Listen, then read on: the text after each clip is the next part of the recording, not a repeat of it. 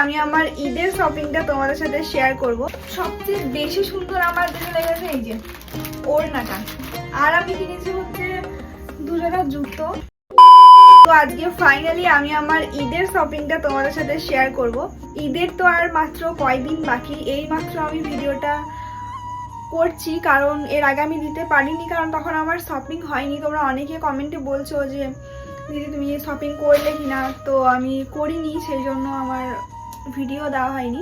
আরও একদিন আমি জামা কিনতে গেছিলাম, জামা পছন্দও হয়ে গেছিলো, বাট তাও আমাকে ফেরত আসতে হয়েছে। মানে বুঝতে পারছো দামের জন্যে, মানে প্রচণ্ড দাম বলছিল সেই ড্রেসগুলো। তো সেই জন্য আজকে আবারও গেছিলাম, ভাবলাম না গেলে আমার একটাও জামা হবে না এবারে ঈদে, তো সেই জন্য এবারে গেলাম।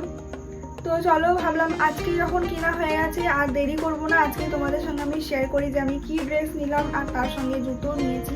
হ্যাঁ, একটু লেট হলো, তার জন্য সরি, বাট কিছু প্রবলেমের জন্য আমি শপিং করতে পারিনি। অবশ্যই প্রবলেমটা টাকারই, যাই হোক এবারে একটাই হয়েছে।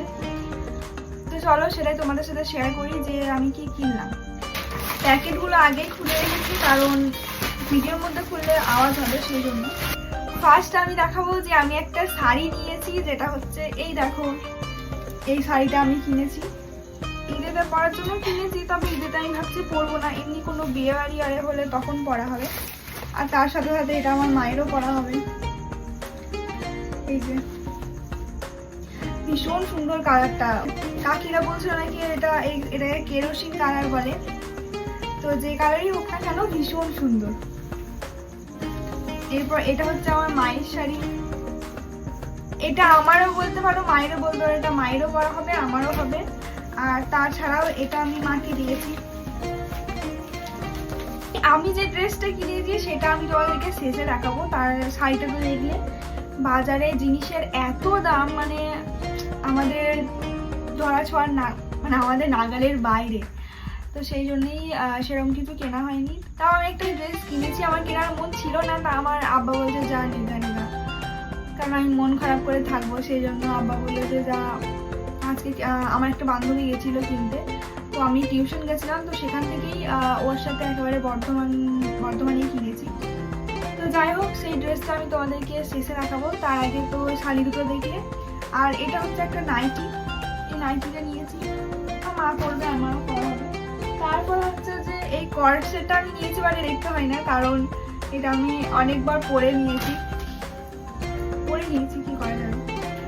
আর তারপর এই দুটো আমি নিয়েছি, এই দুটো হচ্ছে ঈদের জন্য, এগুলো নিইনি, এগুলো আমি নিয়েছি গরমে পরার জন্য। এটা হচ্ছে কুর্তি, এটা হচ্ছে প্যান্ট, খুলে দেখাই আমি তোমাদেরকে। গ্রীষ্মকালে পরার জন্য ভীষণ সুন্দর। এই যে নর্মাল কুর্তি, আর এটা হচ্ছে প্লাজো প্যান্ট আছে, আর কিছু নেই। এরপর হচ্ছে আমার ড্রেসটা আমি দেখাবো। এই যে এইটা নিয়েছি আমি ব্রাউন কালারের, মানে এইটা আমার পছন্দ হতে যে কত টাইম লেগেছে, মানে দোকানে এত ড্রেস, আমি নিজেই কনফিউজ হয়ে যাচ্ছিলাম যে আমি কোনটা নেবো। তো অনেক খুঁজে আমি এটা চুজ করেছি, তাও আমি জানি না যে কেমন লাগবে। মা বলছে যে তুই তোর পছন্দে নিয়েছিস, দেখ কেমন লাগে। তো এই যে এটা নিয়েছি, আগের বারে ঈদেতেও আমি এই কালারেই নিয়েছি, আবার এই বারেতেও জানি না এই কালারগুলো কেন চলে আসে আমার কাছে, ভীষণ সুন্দর। আর এটা হচ্ছে প্যান্টটা, সবচেয়ে বেশি সুন্দর আমার যেটা লেগেছে এই যে ওড়নাটা, দারুণ দারুণ।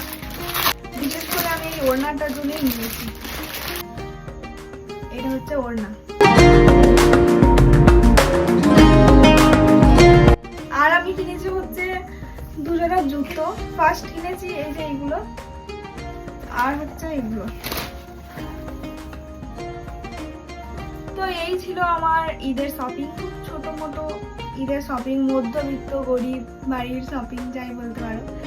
যাই হোক, তো ঈদের দুদিন আগে আমার ঈদের শপিং কমপ্লিট হলো। জানি না আমার আগে থেকে কেন হয় না, ঈদের দু একদিন আগেই আমার হয়। প্রত্যেকবার আমি দেখেছি ঈদের দু একদিন বাকি থাকে তখনই আমার শপিং হয়, তার আগে আমার হয় না। তো যাই হোক, তো এটা আমার আব্বা দিয়েছে, আব্বা ছাড়া আবার কে দেবে, আর তো দেওয়ার মতো কেউই নেই, শুধুমাত্র আমার আব্বাই দেয়। তাছাড়া আমি কারোর কাছ থেকে পাই না, ঈদেতে বা কোরবানি গাড়িতেও দেয় না। যাই হোক, তো তোমাদের এইবারে ঈদে কটা জামা হলো, কার কার কাছ থেকে তোমরা জামা পেয়েছো আমাকে একটু জানিও।